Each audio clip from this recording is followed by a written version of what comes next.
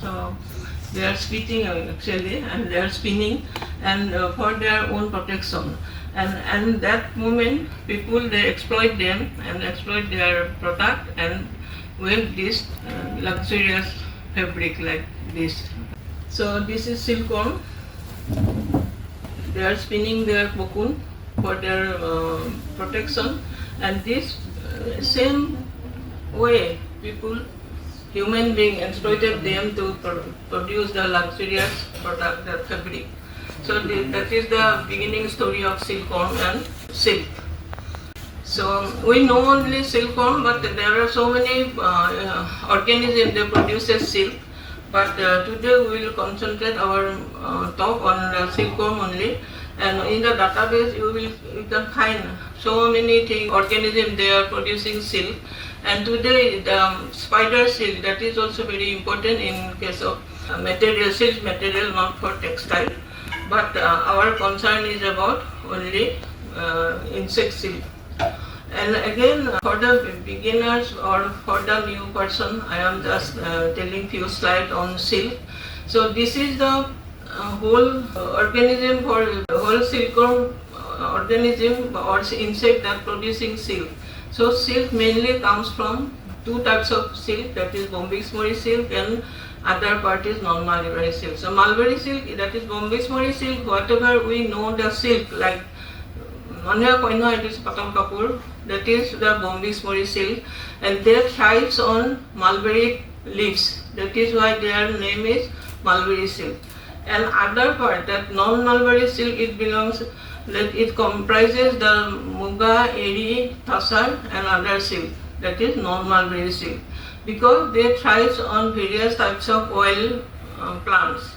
So as you know that the silkworm and food plants, that is the combination how they eat the thrives on the plants and they got nutrition from they accept nutrition and metabolize the silk.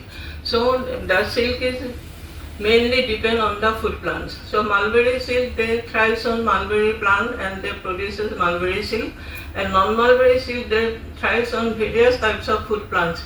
Those are available in the forest, and also nowadays some culture is there. So they thrives on other food plants. So there are so many.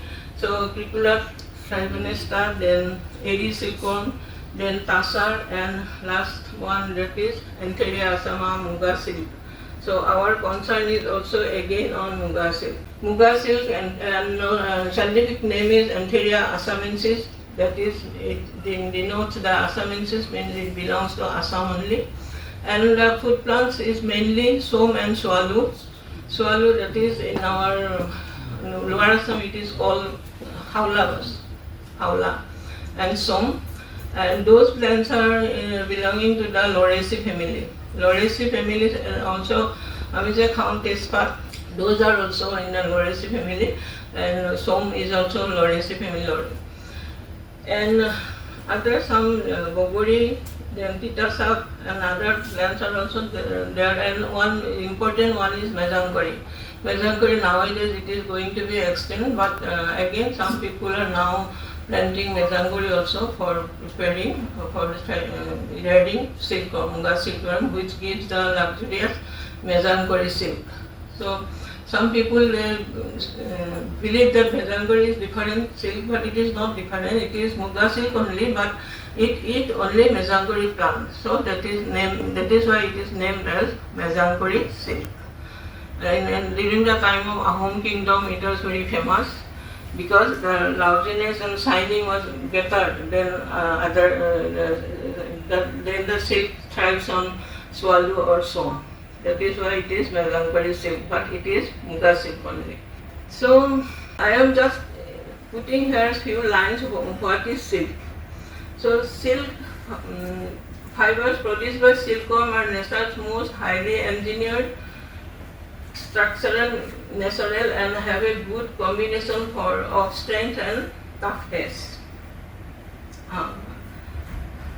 And that cannot be reproduced by artificial means, because no artificial product it can be matched with the silk, because it is naturally produced.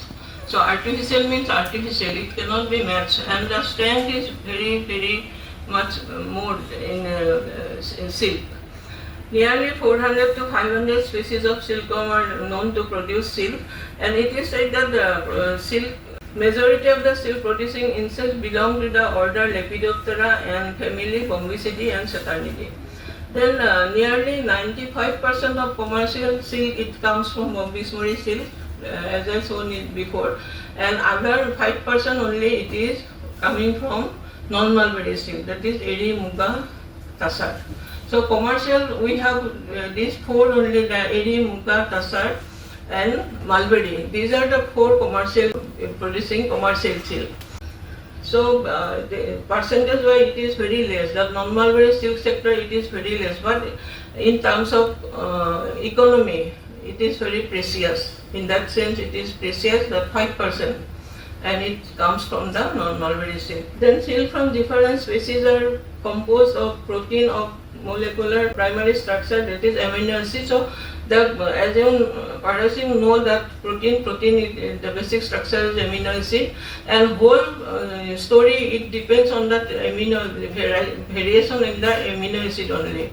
So mulberry silk, the silk has the four leading amino acid, that is glycine, alanine and serine, three major amino acid, and whole story is played on the amino acid only. Difference of amino acid, the mulberry silk leading is glycine. In non-mulberry silk, the leading amino acid is alanine, and fibrin, that leading amino acid is glycine and alanine, and in serine it is serine.